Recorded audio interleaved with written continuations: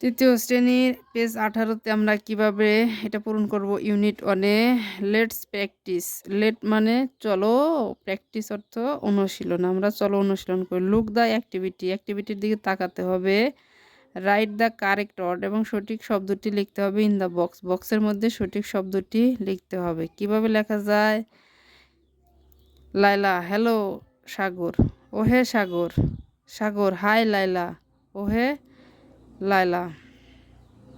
তাহলে আমরা এখানে কি লিখতে পারি যে 3টা শব্দ আছে।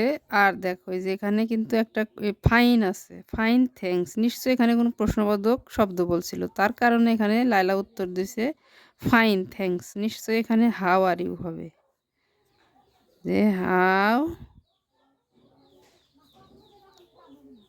Are you.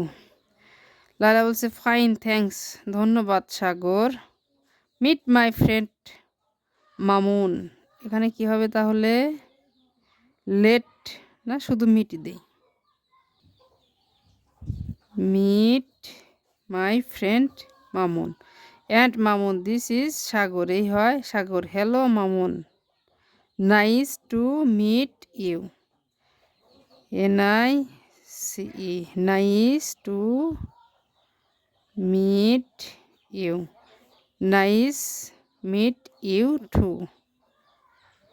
মিট আমরা যদি না বুঝতে পারি তাহলে আমাদের পূর্বের যে ডায়লগ আছে আমরা এটার সাথে এই যে মিলাবো। এই যে হ্যালো হাউ আর ইউ, এই যে হাউ আর ইউ।